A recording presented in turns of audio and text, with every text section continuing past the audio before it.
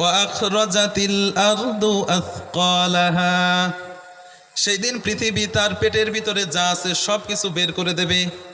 ওয়াখরাজাতিল আরদু আথকালাহা, পৃথিবীর পেটের ভিতরে কি আছে? মুফাসসিরগণ তিনটা মত দিয়েছেন। মুফাসসিরগণ এক নম্বরে বলেন এই পৃথিবীর ভিতরে হযরত আদম আলাইহিস সালাম থেকে শুরু করে কিয়ামত পর্যন্ত যত মানুষের লাশ আছে ওই দিন পৃথিবীর সমস্ত লাশগুলো উপরে ভাসিয়ে দেবে।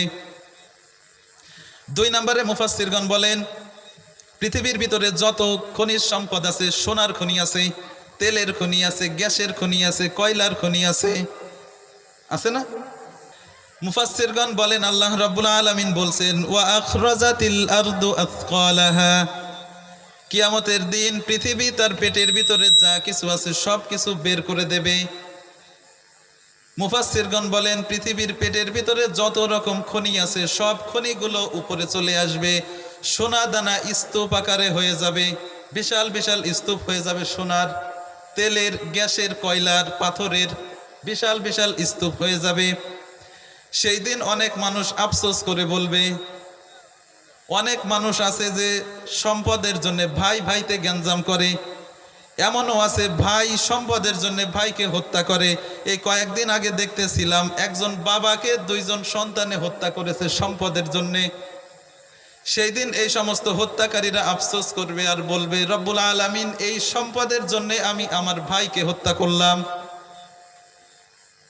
অথচ আজকে সেই সম্পদ আমাদের সামনে চলে এসেছে, কিন্তু ওই দিন সম্পদ নেওয়ার কোনো আগ্রহ কারোর থাকবে না। ওয়াখরাজাতিল আরদু আথকালাহা, আল্লাহ রাব্বুল আলামিন বলেন ওই দিন পৃথিবী তার পেটের ভিতরে যা আছে সব কিছু বের করে দেবে। ওই দিন বহু চোর আছে যেই চোরের হাত কাটা হয়। চোরের বিধান কি? চুরি করলে তার বিধান হচ্ছে হাত কাটা। ওই চোর আফসোস করে বলতে থাকবে যে রব্বুল আলামিন এই সম্পদের জন্য আজকে আমার হাত দুইটা নাই। আল্লাহ রাব্বুল আলামিন বলেন ওয়াখরাজাতিল আরদু আথকালাহা, ওই দিন পৃথিবী তার পেটের ভিতরে আছে যা কিছু আছে সব কিছু বের করে আনবে। ওয়াখরাজাতিল আরদু আথকালাহা এর 3 নাম্বার ব্যাখ্যা মুফাসসিরগণ দিয়েছেন। 3 নাম্বার ব্যাখ্যা হচ্ছে আমরা যা কিছু করি না কেন প্রত্যেকটা আমলের প্রত্যেকটা কাজের রেকর্ড কিন্তু পৃথিবীর কাছে আছে। আল্লাহ রাব্বুল আলামিন ওয়াখরাজাতিল আরদু আথকালাহা দ্বারা বুঝিয়েছেন যে পৃথিবীতে কে কি করতেছে এই তথ্যগুলো কিয়ামতের দিন পৃথিবী সেইটা উপরে বের করে দেবে। এই জন্য কে কি করতেছেন একটু সাবধানে করেন।